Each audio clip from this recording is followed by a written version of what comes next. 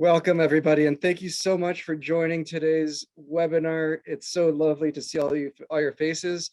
We're using Zoom meeting today, so we're hoping this will be another very interactive session.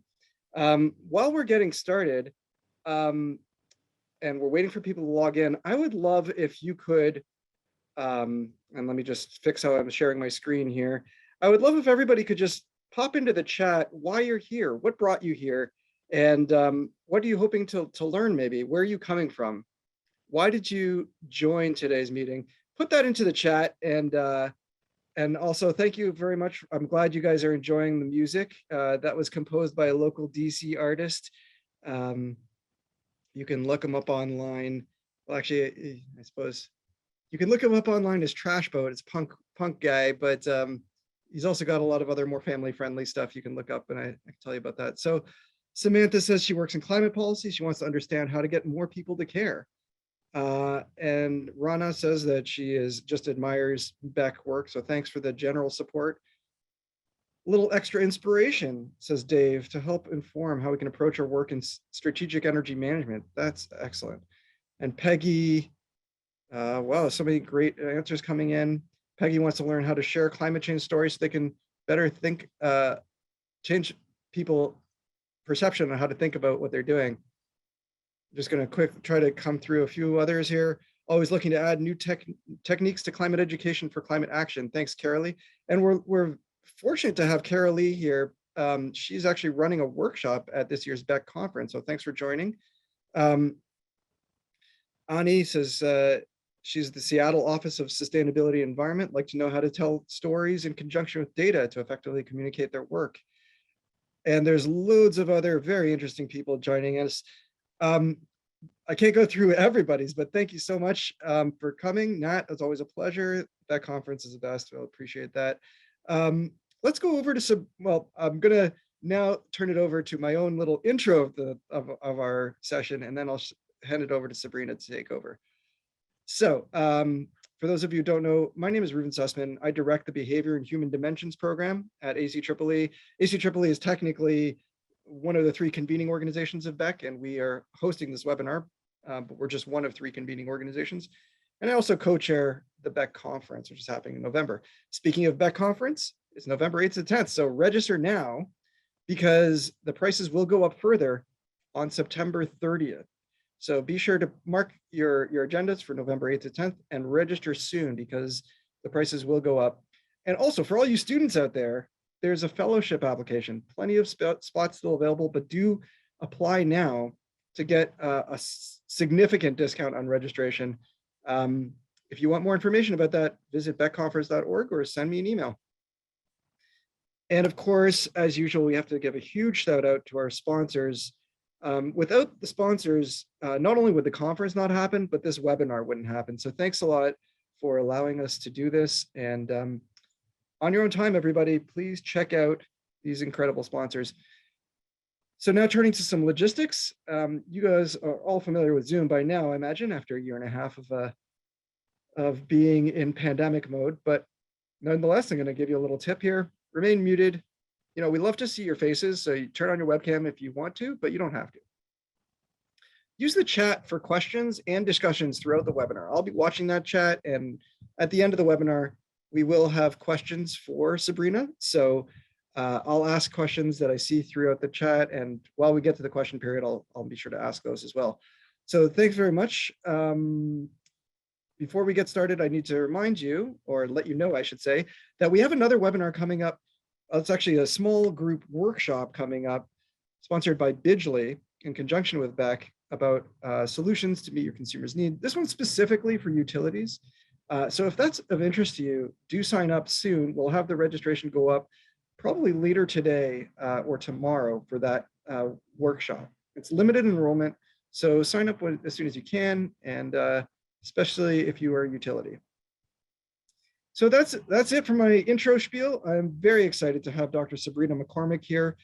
Sabrina, I wasn't sure what the appropriate title was for you because you've done so much incredible stuff in your career and such a diversity of things. So I just put up here Assistant Professor of Public Health at GW University.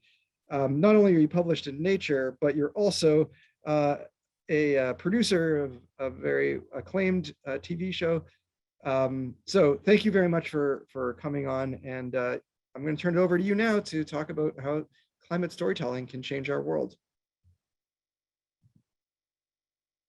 Great, thank you, Ruben. And it's great to be here and to be a part of this community of which I haven't been a part prior, and to now know about your series and your meeting, your series, your webinar series. I'm used to thinking about TV series when I say series, and your annual meeting, and I look forward to being engaged from here on out. So today I am going to talk through climate change storytelling, largely in the documentary and scripted formats of TV or film. And I'm going to talk to you mainly about two studies that I've worked on, as well as a new initiative that I'm co-leading with several colleagues. So I am going to share my screen now. All right, you guys can see that, yeah? Looking good. Okay, awesome. But I need to go to slideshow, right? That would be lovely. Great. Okay. So this is maybe a bit of a grandiose title, but hey, think big, right? That's what I always say, set the bar high. So, you know, my orientation, I'm both, as Ruben mentioned, both a researcher and a practitioner in the sense of being a filmmaker. And so I sit on kind of both sides of the fence, making content, but also really caring very much about the effects of that content on the audiences who watch it. And I, you know, as difficult as this is, I really don't care about making content unless it's going to move the needle, especially move the needle in terms of behavioral change or policy change that, in my view, is generally a result of behavioral change. Now, this has been a very difficult thing to do when it comes to climate change, I would argue. And, you know, I've been in this space of making content about climate change for almost, longer than a decade now. And when I first started working on this, there was almost nothing. And as Ruben mentioned, I was a producer on The Years of Living Dangerously, which I'll talk about a little bit later, which was the first television series about climate change. Since then, there's been more content that's emerged, and these are just a few of the pieces that have emerged most recently. And in fact, I haven't even seen Reminiscence or Greta, although a friend of mine was a producer on the Greta documentary. I have seen Breaking Boundaries, which is on Netflix, and I use this here as an example of what a lot of climate content has looked like in the past. Now, I hate to critique people's work without them being present in the room, but what I'll say about this is it is very scary. I mean, this film, which is about climate change, I won't give away all the details. Please watch it if you choose after I say what I'm going to say, but it's scary. You know, it talks about all the limits that we are breaking, hence the title Breaking Boundaries, headed towards catastrophe. And at the beginning of the film, which features Richard Attenborough, I always mix them up, the famous British commentator, who's lovely, and I really enjoy his presence. He promises that he's going to offer solutions. And a friend of mine who's in the climate space and I watched this together, and we were like, oh my God, this is so dire. And, you know, we already know what's going on with climate change, and yet it was very impactful. And I think it was about 3 or 4 minutes remaining in the hour and change documentary where they got to solutions. And I felt like I had been cheated because I had been promised to hear about some solutions, and I heard about a lot of problems. And I've been in the climate space a long time. I was literally scared and didn't know what to do. And I think this is a chronic problem with a lot of climate content. And this is a problem that I think we must solve in order to solve the climate problem, because it's not just a technical issue, it's also a cultural issue. Now, outside of the climate space, but kind of related, there have been projects that have been documented to have a big impact. And I know there are people in this room who have also worked on projects that relate to climate change that have had a big impact, but these are just two examples. So I'm not trying to say that all climate content has been a disaster. It hasn't. For example, Blackfish. Now it's not climate change, it's more species valuation. It drove massive corporate change, a class action shareholder lawsuit, and change in consumer behavior. Same thing for Blue Planet. Changed documented behavior in regards to the use of refillable water bottles and coffee cups, right? So these are projects in which there hasn't been what I would call, real in-depth research done, but where there's been a documented outcome from the content.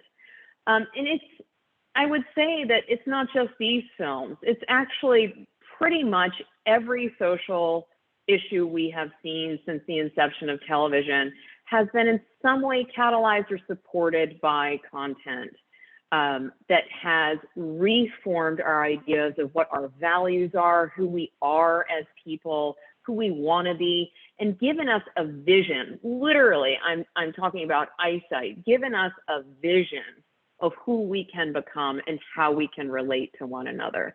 Because human beings are very reliant on eyesight, right? And so as a filmmaker, what I often want to do is to show people the way forward, literally with imagery. And there is a pretty well documented impact of different kinds of imagery on not just human emotion, but also risk perception, the perception of the personal relevance of an issue and other things like that. So much content has been developed in regards to other social issues. And what I really want you to walk away with today is the idea that we must do the same thing in regards to climate change, but we must be careful about it because we can actually cause a boomerang effect. We can cause people to just disengage and to go into denial because they're too scared.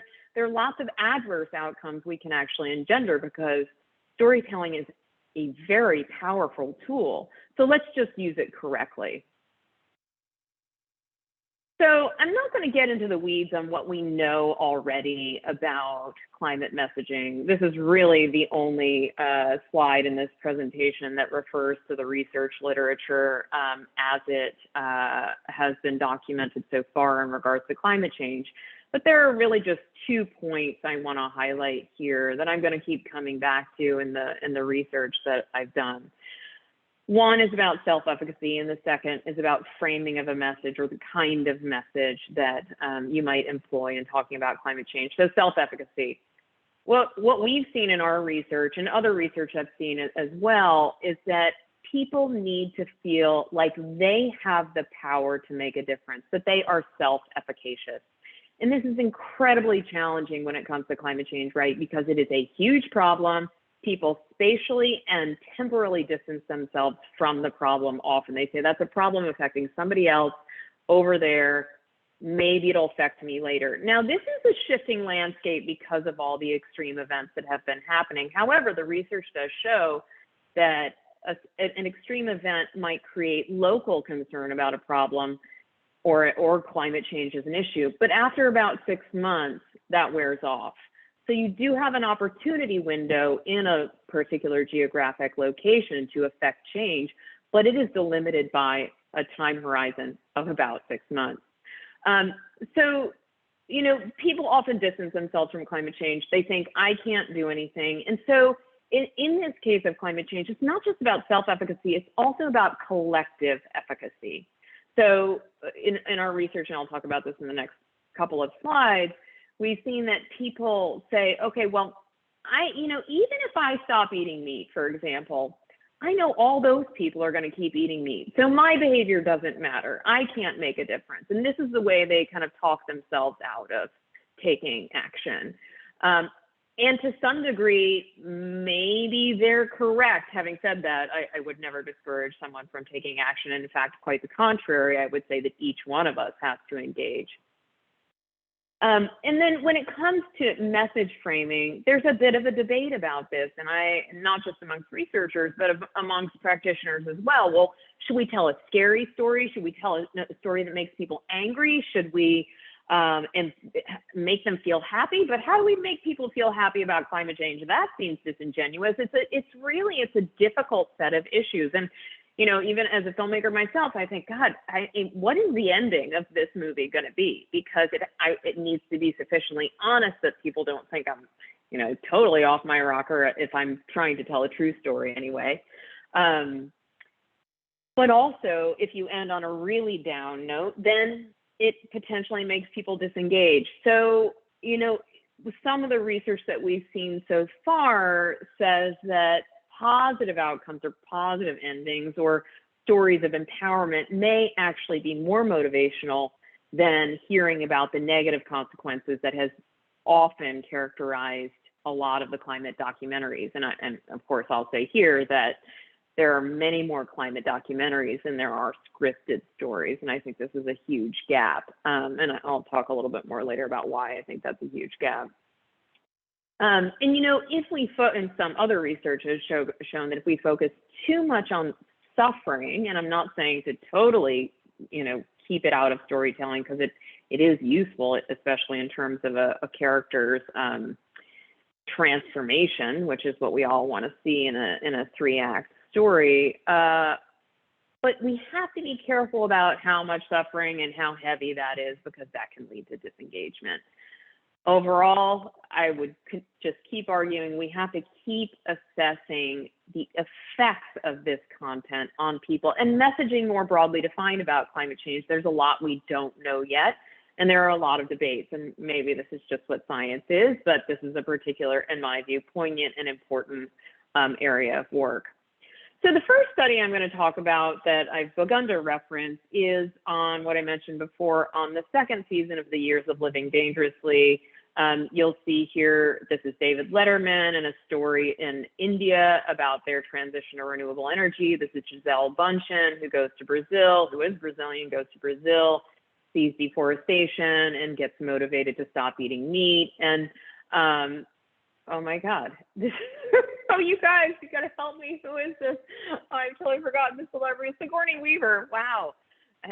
I just moved, so I'm in boxes. So things are a little bit discombobulated in my head. Sigourney Weaver goes to China and sees how China is spearheading the creation of solar panels in particular, but also China's transformation to renewables. And so we did a 5-part study on this. It was really the biggest study of climate content to date. And I'm really just going to show you 2 brief slides about the outcomes. We've published this, so you can find several longer papers about a variety of the details of this study. But just to talk you through 2 of our 2 findings of our major findings. So we had several different methods we used. One was an online randomized survey of people who had watched the whole series. And we, of course, had diversity across parties, Democrat, Republican, and Independent. Now, this piece of research was done just about the time Trump was elected. And so we had actually a bit much bigger independent group than we had expected. They actually turned out to actually be largely Republican or prior Republican, and then had started calling themselves independent. In any case, what we found was that viewing the years of living dangerously resulted in more information sharing regardless of party, and highest and biggest change amongst Republicans. So this was a surprising finding that, in fact, watching some content could actually get Republicans to share information about climate change more than they might have otherwise, more than they were before watching. And, you know, I think this is critical because there is actually a lot of misinformation, obviously, about climate change, as well as lack of information about climate change risks, how to address climate change, all of that. So information sharing is key to expanding action. We had a lab study in which we had our viewers watch one episode, and we surveyed them before and after watching that episode. We had a control episode as well. And we found, and we asked them questions right after watching the episode, as well as a week out. So we found that the dissipation of emotional reactions after watching the year's videos as compared to the control video was slower. So the emotions were more intense, essentially, or at least the emotional reaction lasted longer. And also in comparison to the control episode, which was about Zika and, you know, kind of had to do with wildlife, but nothing about climate change. We saw higher reporting of intentions to reduce energy consumption. Just, you know, going back to the 3 episodes we were looking at them, 2 of them were about energy and 1 of them really was not. And so it was interesting. We saw this kind of across the board. So more generally, what we learned is that first and foremost, and this goes, I think, to a number of questions that people who entered the room posted, we saw that people really wanted more explicit guidance on what to do to address climate change. And this quote up here is just an example of one person saying that they wanted that. Yeah, for sure. I was into the episode. It was interesting, but I just don't know what to do. I was thinking maybe I should go join Greenpeace or something like that. But what do I do now with this information in front of me? And this is an independent. We did in-depth interviews with approximately 80 people in all 5 regions of the country. And so our sample for the Southeast was in Miami. And so this person just really states it, like a number of other interviewees stated it, just tell me what to do. I really don't know. We also saw that positive reactions, there were positive reactions to seeing everyday people. So each of these episodes, as I mentioned, featured a celebrity. One thing we learned is you have to be very tricky with celebrities or even, kind of non-ordinary voices. People can distance themselves from those people. So I'll just give you an example of Gisele Bundchen. A number of interviewees were really irritated that this very wealthy, clearly very healthy person who had access to a personal chef was telling them that they should, go figure out how to stop cook things other than meat. They said things like, well, sure, she has time to do that, but I don't have the time. I don't have the money. I don't have so you have to be careful with who the messenger is, was a take home there. And that people really enjoyed seeing people just like them engaged in a struggle to address an issue. And I will say they didn't really enjoy watching them lose. So we had there were stories intercut with each other. And so there was a story that we didn't assess purposely that was intercut with one of the other stories about a community fighting a coal-fired power plant. And the last scene with this community, it's not clear if they win or lose. And people are really irritated about that. They were like, well, if they can't win, then I definitely can't win. So they want to see people like them achieve something and inspire them. We also found that the frames of health, air pollution, and asthma are actually more resonant with people than the concept of climate change. And as we all know in this room, probably the concept or the term climate change can be highly politicized. And we did see this play out, especially in one arm of our research was in social media, and that incredibly fraught the term climate change. We also found, and I'm not going to talk too much about this today, but we have a really interesting paper coming out about this very soon, about the role of emotions. We found that emotions were critical to compelling change, and in particular, what we called narrative transport. So the idea that the more you engage people, they lose themselves in a story, the more they're transported, the more likely they are to do anything, share information, change their opinions, change their risk perception, all of that. And so, the take home from that, in my view, is tell a good story, which is, of course, is one of the hardest things to do. So good luck with that. No, I'm just kidding. It's just really hard. So what do we still need to know? Well, a lot, but I walked out of that study and I wanted to know these things. What motivates actual behavior change? What we were able to study in that piece was self-reported intentional change. But I want to be able to track what people actually do. And there's very little, I mean, in fact, I don't know of any. So I'll just say there's very little research that does this with climate change storytelling and tracking behavior change over time. And so that's something we're trying to do with this next study I'm going to talk to you about. So what emotions are most important and what kinds of emotional engagement should we be avoiding or downplaying, right? Going back to these questions I posed at the beginning. Because we got some sense of that from that study, but I think emotions are really what drives so much of our behavior more than facts, right? And so to better understand the kind of storytelling we should be engaged in with climate change when it comes to emotional resonance, I think is very important. Another question I am very interested in posing is how will an audience react to the content before we release it? I mean, obviously large studios do this all the time. They test their content with an audience and they say, well, the audience didn't like that scene, they don't like that character, and they definitely don't like that ending, so we're gonna change it. So I don't see why we can't do that with climate content, so that we test it on an audience, we figure out what's working, what's not, we just do a little rejiggering, and then we release something that has a real impact and the impact we want, not an unintended impact.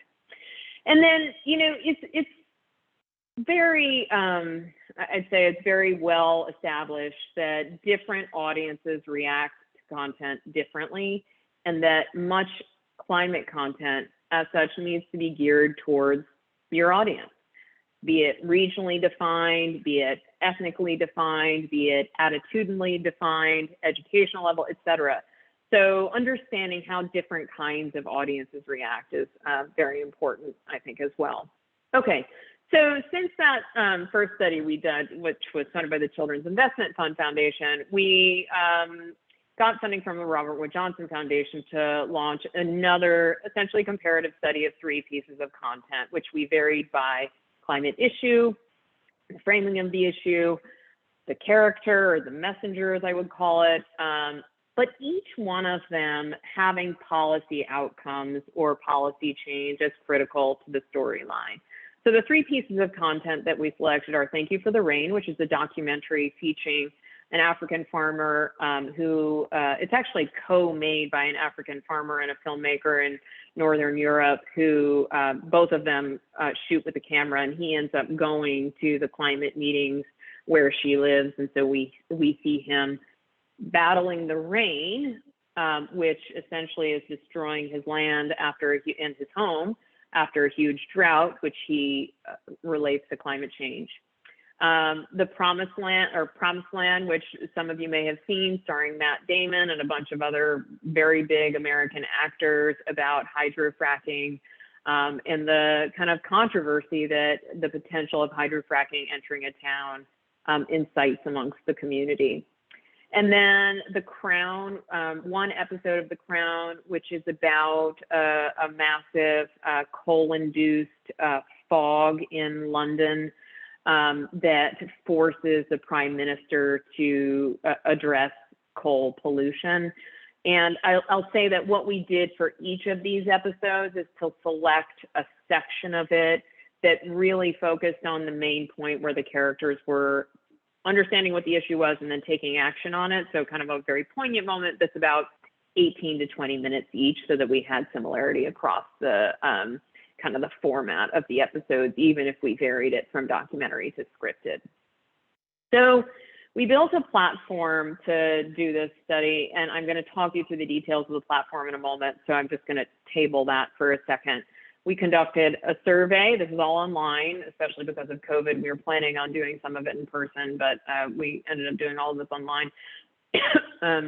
Survey, they watched the material, then we surveyed them immediately after watching the content, 2 weeks out, and then 4 weeks out. So I'm going to talk you through, I'm actually very excited to talk you through you guys are the maybe lucky or unlucky first audience for the very first wave of results we have. So it's a tiny sample, it's 38 people, it's not very diverse. However, the final sample will be 370 people, half people of color and half white people. We're still in the process of collecting it. I think we're like in the third or fourth wave of collecting data. Yeah, so let me talk you through the platform. So basically people enter, they go to the website, we consent them, they do an entrance survey. And what we've done in the entrance survey is to select for people kind of in the middle. We've gotten rid of people like myself who are like gung-ho, I'm doing it when it comes to climate change, and people who are just downright skeptics. We felt like that was going to be too much variation across our sample. So we're focusing on what we think of as the movable middle. They come in, they view the content. While they view the content, we are using what's called facial recognition to track their second by second emotional reaction. And I'll talk to you more about this in the next slide. After they watch the content, we survey them, and then we ask them if they would like to take action on the issue. And we give them 3 different options for action, and the action varies by the content. You know, do you want to plant a tree because the main story of main character of Thank You for the Rain plants a lot of trees? That's his main kind of action. And do you want to sign a petition? Do you want to take various kinds of action? If they say no, they go straight to the exit survey. If they say yes, they go to, we've given them actual real life actions they can take.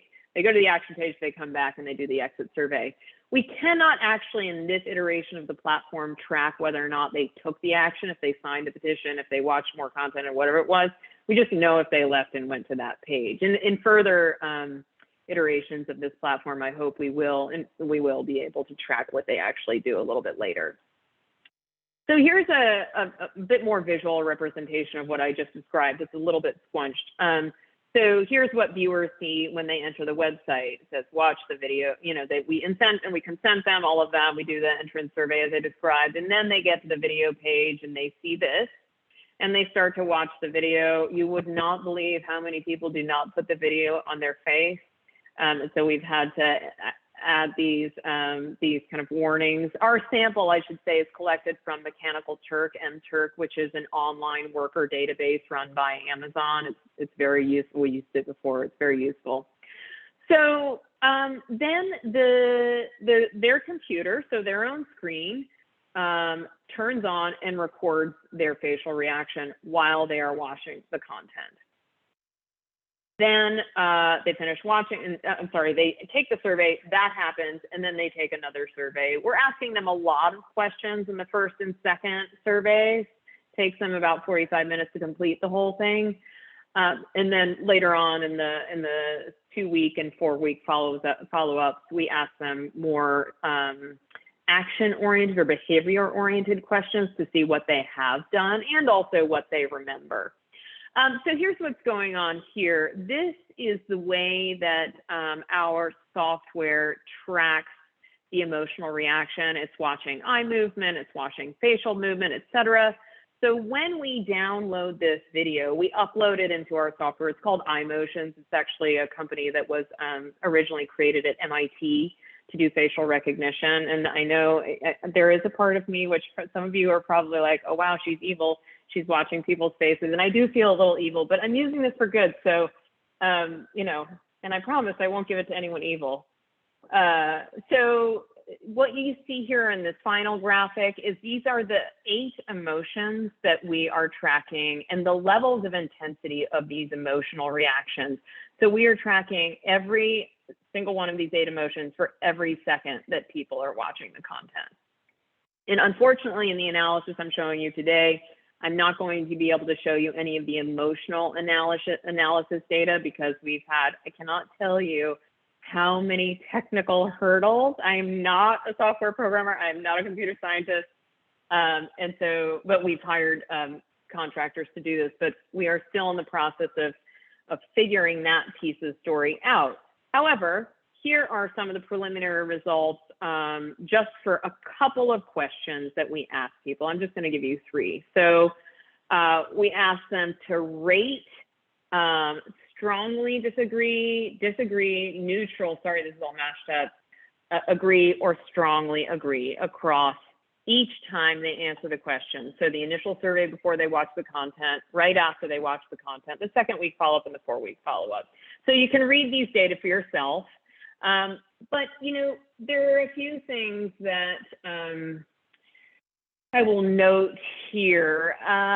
So initially, before they see the content, right, they don't know what actions to take.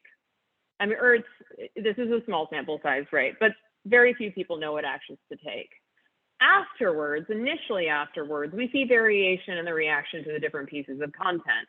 So for Thank You for the Rain, they plant trees, very clear. Promised Land, they actually protest, and they form a community group to protest the hydrofracking. They say they know what actions to take to fight climate change. It's interesting, in The Crown, they clearly don't. They're not having that reaction. And then over time, interesting, it actually goes up and then it goes down. I don't know quite what to make of that right now. I think we need a larger sample size, and also we need to break it down by different demographics to really understand what's going here. But essentially, there is change over time, which is what I expected. Okay, so we asked them, do you have a responsibility to act on climate change? Again, a variation in reaction to content. So before they even take the survey, yeah, some of them they think they have a responsibility. Afterwards, it increases just a little bit, and then over time, it kind of begins to vary depending on content more dramatically. And let me just go to the next slide to combine with this one, because I actually think the combination is really interesting. So we asked them, I will advocate for climate-friendly policies, or I have. So in the initial survey, we asked them, I will, and again, in post-viewing, we asked them if they will, and then this is past tense, I have. So we're tracking whether or not they have already. So here, you know, a few people are saying, yeah, okay, I will. Yeah, and a few people more are saying, yeah, I will. And I think this is actually really important, that right after they're saying they will, but in 2 weeks, they have not. And in another 2 weeks, they definitely have not. So I'm going to go back to the prior slide. So more people think they have a responsibility to act than are actually acting. And I think this juncture is very important for, it sounds like, the interests and concerns of people in this room. It means that there are people, this is a random sample of the United States population, there are people who think they should be doing something, but they are not doing something. So these are very preliminary findings. I mean, they're so preliminary, right? But just very high level, people are not generally taking action, we see in this sample, even though they may have some idea, as we saw in the first slide, of some tools that, or some things that they think they should do. Another point, which I think is very important, is that the timing for instigating action after exposure really matters. If you want to do it right after they have consumed the content. Do not wait. You have a window. We don't actually know exactly how long this window is because we waited another 2 weeks. Maybe in the future we'll do another survey 3 days after, or we'll vary the survey after the fact to see how long that window actually is. But right now, do it right after they watch the content as the take home. Also broadly defined, and maybe this is not surprising, content does matter. Each piece is having very distinct effects. And it's interesting to me that The Crown has the least effect of the others when it comes to tools. And I'm just thinking about the piece of content and why that is. And I think it's, we don't, I shouldn't say we, the story doesn't really show specific tools. It shows the Prime Minister saying, okay, we have to turn the coal-fired power plants off. But clearly this is not, our audience is not full of prime ministers. So they may be left thinking, well, what am I supposed to do then?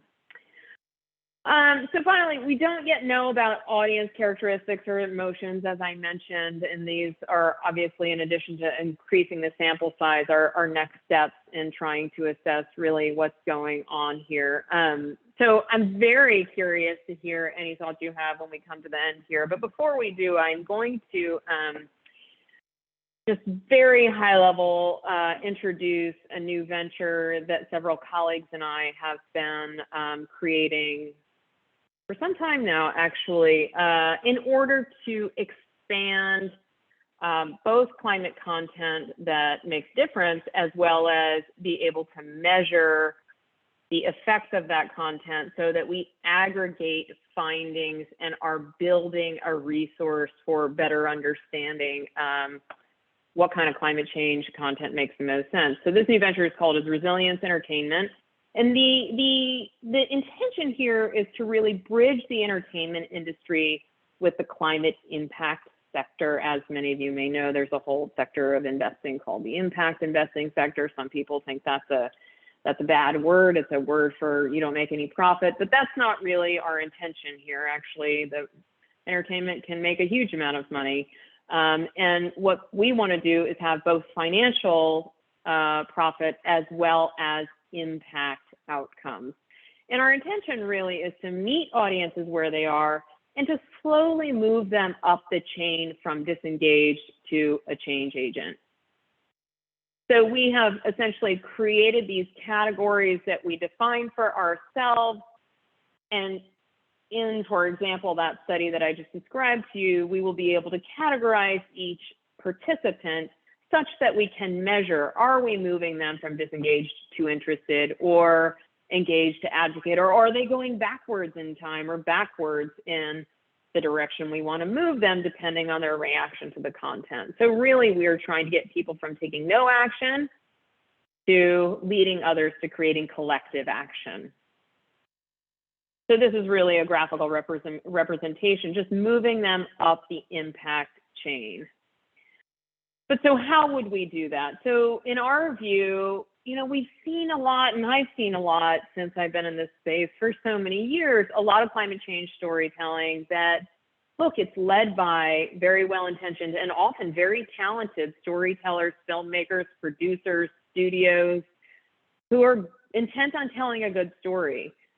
But what they know less about often is what that story might engender. And so we want to help figure that out for them and to create a cohesive space where we are making entertainment a critical component to the fight against climate change, because it either is and it's going to really help expedite human behavior change and policy change, or it could act as an impediment. And we want to facilitate, as I mentioned, impact investment in film and TV projects. I mean, what I've seen a lot is there's a bit of a gap really in between intention to create something and make it happen and the existence of that. There aren't many climate change stories that will have the most positive outcomes either being developed or being made. And so we need to fill that gap to identify and develop stories that are going to catalyze change. So our structure is we have two components. One is a backbone organization that really acts more like a think tank and an impact advocacy network in order to aggregate our knowledge across these different pieces of content. And then also an investment fund to create financing for production and distribution of these kinds of projects. And so more specifically, the backbone function works to promote advocacy, to create a set of best practices and tools that we just don't even have yet when it comes to climate change storytelling. And then also a reporting mechanism. So we're not the only people who know about it, but also we're sharing these learnings with people like yourselves who might be curious to know, well, how can I better tell this story to get the intended outcome? Some of you may be familiar, and this is my last slide here, some of you may be familiar with the Hunger Games and how Katniss holds up her fingers, these three fingers, as a kind of an honoring of the passing of someone in her family. And this is everybody in Hunger Games. They respond to her with this this signal, right? This signal of solidarity. And soon after this film was released in Thailand, you see the same thing on the streets being done by protesters. And to me, this is just an amazing reflection of the power of media on society, that these protesters were using the same symbol they saw on a movie screen just prior to hold them together in solidarity. Whether or not you agree with or the protesters or like this film, this is what happened. And I think we can do more of this. We can really empower people to see themselves as a collective, to develop self-efficacy, and to really be inspired by the media that gets made to address climate change. So I'll leave you with that hopeful note, and just say thank you for all the collaborators who have been involved in these various pieces of this project. And also there's my email there. Please do take that down, or maybe it's somewhere in the invite. So if you have comments or questions or would like to chat about any of this, please do be in touch. Thanks so much, Sabrina. So that was stop great. sharing my screen, right? Yeah, that's great. Now we can, there's so many amazing questions and comments in the chat. I guess maybe, we have limited time. Maybe let's start with a few comments on your study. For example, a few people you were asking, maybe what explains the results. And we had a few folks saying, well, maybe you were asking about policy. Let me see if I can bring up the section here. Yeah, so Peggy mentions, maybe that you're asking about taking action, or you're asking about advocating for policies, and people might not be doing that, but they are taking personal actions. And then we do ask them, yeah. Go ahead. Do you want me to answer or do you want to go through some, and then I'll respond to a bunch of Let me go through two other points here. Relatedly, Amy Hansen says, it's important that folks know that it's most effective to take action by contacting elected officials. And, we're being, what's the word, misdirected to think that it's our personal responsibility. The fossil fuel industry and their funders continue to increase climate emergency. And also related, in a response to that, Martha Turner, what does deter us from taking our personal actions? Is it in the personal and collective sphere, as Amy and the others have mentioned? So is that a reasonable group of questions there for you? Yes, I'm going to try to remember them, but if I forget anything, just remind me. I'll jump in. Yes, so in regards to the first question, we do ask them, I just didn't share all of the responses I didn't share all the findings, essentially. We do ask them both about supporting climate-friendly policies as well as personal behavior change. And so we will find out as we move forward with a larger sample and looking at all the questions together if they're doing one and not the other, which will be very interesting to me, especially in regards to the reactions to different pieces of content. Because so, for example, like Thank You for the Rain has less emphasis on policy. It has, he goes and he speaks at the COP, right? So that's kind of international climate policy, but it's more focused on him and his community planting trees. So it will be interesting to me if the storyline gets reflected specifically in their choice of behaviors. And when I say behaviors, I'm including contacting of supporting climate-friendly policies. And actually that brings me to the second question.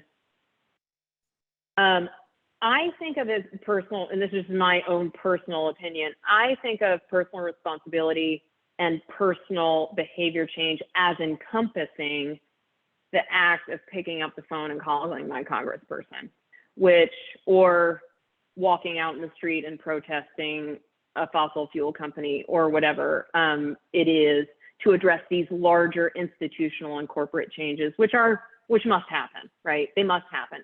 And so, when we ask people about behavior change and about policy and all of this, we are very specific so we can track exactly what it is they're actually doing and not implying that it's one or the other. And I don't imply that either, although I will say that it is where I sit is, and I've lived in Washington, D.C. a long time. And so what I've understood from that is our government, our institutions do nothing unless we make them.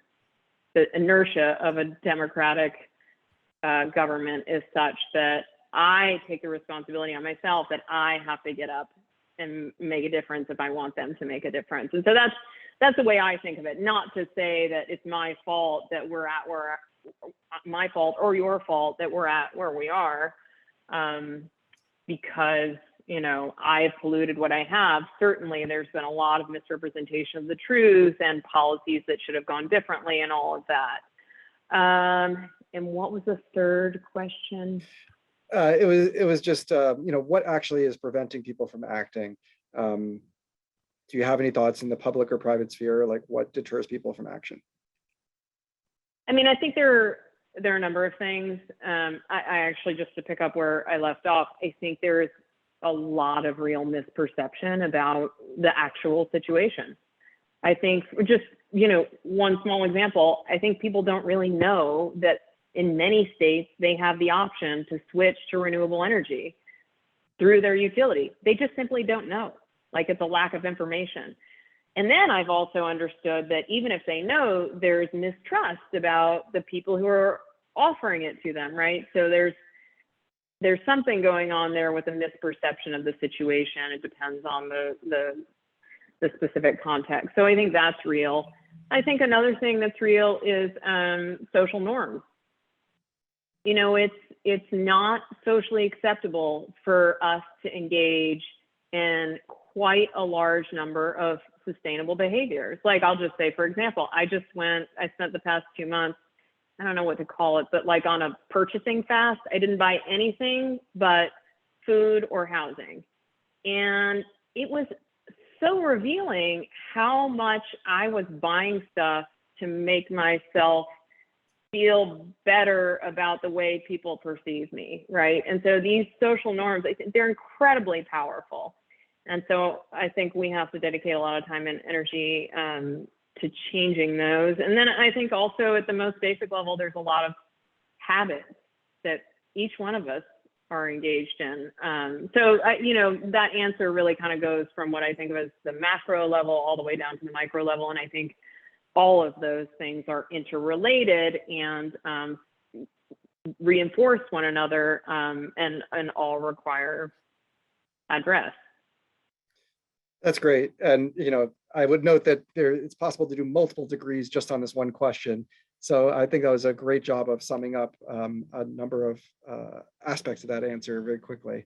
One that actually leads me to another question, which a few people were asking, Martha and Laura Lee, curious about studies on storytelling for decision makers, those political actors, the C-suite, financial investment owners and managers, and those kinds of things. Do you know about how they might be affected by storytelling, or what we could do to talk to them? Yeah, that's an interesting question. And I should say that a number of the people of my collaborators are on this call, I think, right now. And one of them is Laura Lee, who I think, unless there's another Laura Lee, just asked that question. I actually have another paper under review right now that is looking at the way that different kinds of messaging frameworks have been used for policymakers, specifically around climate. I guess I can't really tell you those findings. Anyway, I don't have them in front of me. Yeah, I mean, that's a really good question. I think, and it's a good question because, I will say I was a producer on the first season of the Years of the Engagement Slate, and I don't know, maybe I had this really strange idea in my head that I produced a story that was based on my own research about heat exposure, and at the time, and I think this still continues to be true, EPA was using heat mortality as a metric for the impact of climate change, but my research was showing that it was vastly underestimated. And so I had this idea, well, if I will just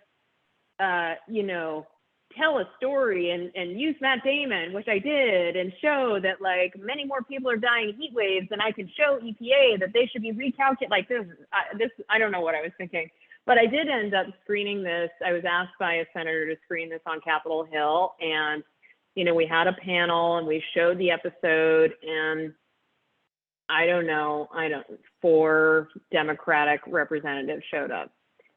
And I spent so much time thinking, was this a success or not? I kind of don't think so. Like, reaching a targeted audience of very influential people, I think it requires planning from the audience backwards. So saying, okay, I want to reach the C-suite. Which one? How can I get to them?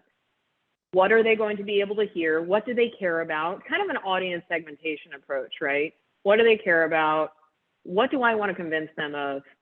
And then, go back and create it so that you get to that intended outcome. And I've been an entrepreneur a lot in the past year and a half. And so I really value this, this thing that a friend of mine who is a very successful entrepreneur said to me, which is, entrepreneurs don't take risks. They use the resources they have access to in a smart way. And because people think entrepreneurs are risk takers, and they're really not, and I definitely am not. And so what I would say is, if you have access to the C-suite or whoever, just use that as your target audience. If you have access to somebody or something that's unique, go for it, right? So, that's just your easiest impact point, maybe.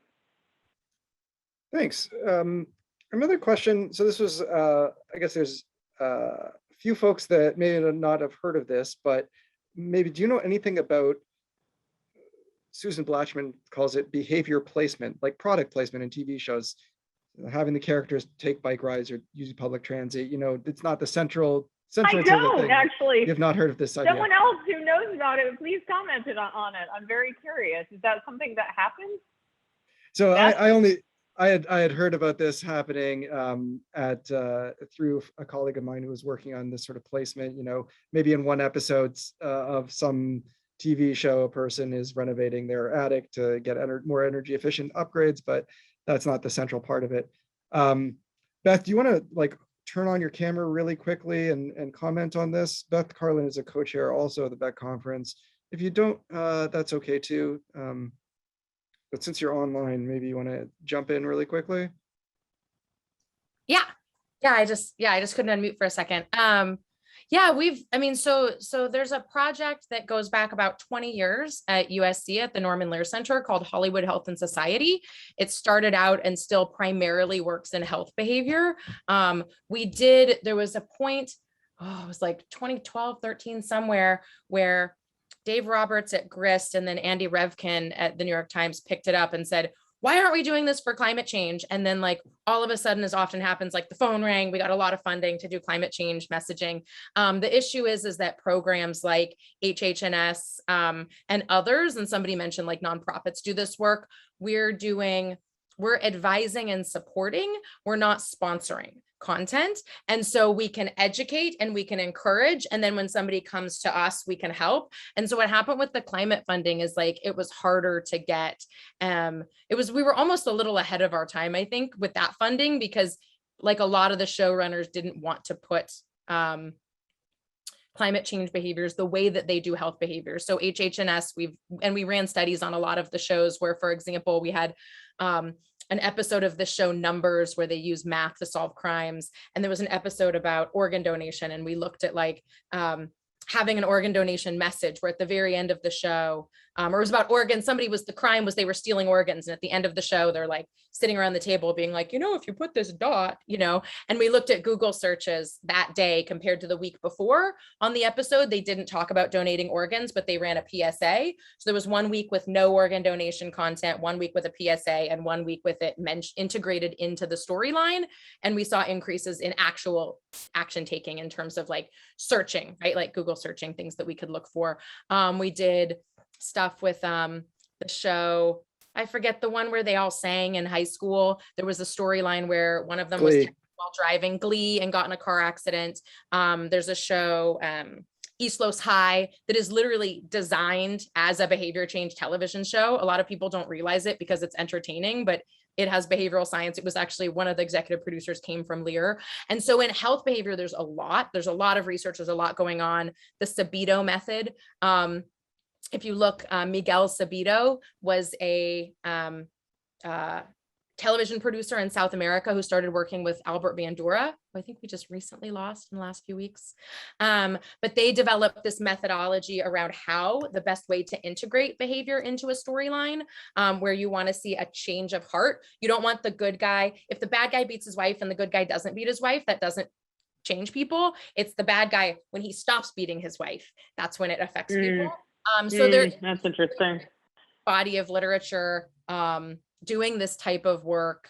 And I think there were some efforts in climate when we couldn't get, and I know Sabrina knows this as much, if not better than me, there's been a real sea change in the past few years in like Hollywood being willing, because there was this moment where like Adrian Grenier did a show and Ed, whatever his name, did a show, and they both did poorly. And it was like, that didn't work. Like there's this very, like, that's why you see 20 vampire movies when one is successful, like that there's this like glomming on or like baby and bathwater effect. And now I feel like there's this opening for environmental messaging and climate messaging in narrative that was really shut out for a number of years because it was like, nope. And unfortunately, HHNS's climate funding was during this period where we had funding and we had philanthropic support, but we weren't buying placement, we were encouraging, right? It was a mutual process. And I think if we push this again now, we might have more luck than we did a few years ago. Like we actually called in a favor to get a storyline on Modern Family. And it was, but the storyline was like, Mitch and Cam had this neighbor played by Jesse, the guy from Social Network. And he was kind of like that, like, super annoying, like, oh, you drive a Prius, you know, the batteries are bad. Like, so he was leaning into this negative stereotype of environmentalists.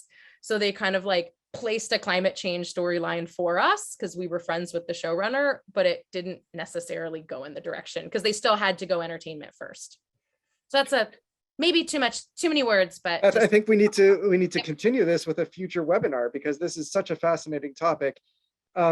And I just wanted to say thanks again for everybody who's here, who's still sticking around. And of course, I highly recommend registering for BECC today because you'll get in on the best price we have today. And of course, we have another webinar coming up, or workshop coming up next month. And we'll have I've been told that the registration page will be up tomorrow. So head over to becconference.org tomorrow and register for this workshop on LMI solutions that meet your customer needs. Specifically, if you're a utility, that'll be right up your alley. Before we go, Sabrina, do you want to have any last words to share with us?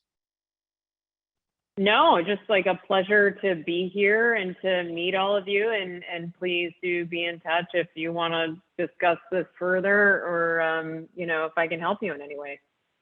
Well, thanks, Sabrina. And I'm sorry I couldn't get to everybody's questions. Please join us next month. And of course, at the conference itself in November. Look forward to seeing you all and take care and have a nice rest of your day.